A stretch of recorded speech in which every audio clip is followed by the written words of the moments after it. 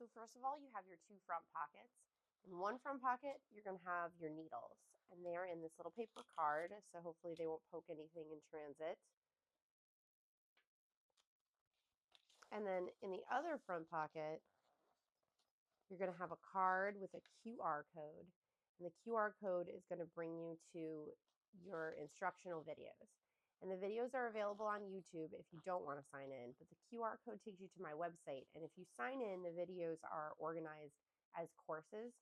So in that location, they're kind of easier to follow.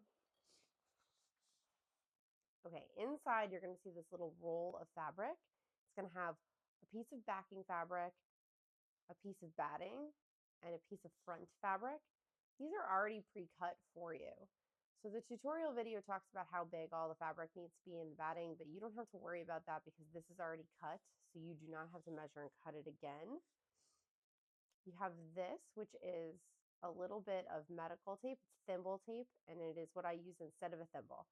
So you could take a little bit of this and wrap it over wherever the needle is bothering you when you're sewing. This is your main piecing thread. This is your Gutermann thread, and it's what you're going to use to piece all the pieces together. That means sew the pieces together. You could also use this thread for quilting at the end, where you sew through all the pieces at the same time. It's up to you.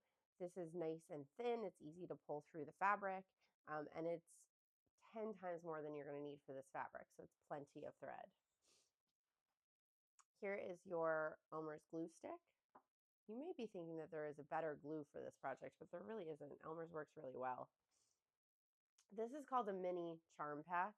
That just means that all of these squares are 2.5 inches by 2.5 inches.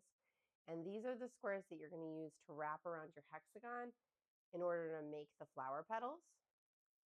So I have two videos about basting hexagons, which is the word for wrapping fabric around the hexagon papers. And in one, you cut the little fabric to be a hexagon shape, and in the other one, you leave it as a square. So what you do is totally up to you. I would leave it as a square because it's easier, but totally up to you, and there are examples of both. You also in here have your hexagon papers, and they are just held together with a little clip. Okay, this little spool has two colors of quilting thread on it. One is pink and one is white. And I wound them around here and then tried to keep the ends tucked in this little slit on the paper here. This quilting thread is hand quilting thread by Coates and Clark. I like it because it's thicker so you could see it and it looks purposeful, but you do not have to use this. Everybody doesn't like it. So if you try to use this and you don't like it and it's too thick, you could just go back to using your Gutermann thread, no problem. But I really like this a lot. I think it's fun. I think it looks chunky, and I thought it would be nice for people to try it. So I would at least say give it a try. The one thing I will say is that the needles that we use for EPP have really small eyes, so they're a little bit tough to thread as it is, and this is a little bit thicker thread.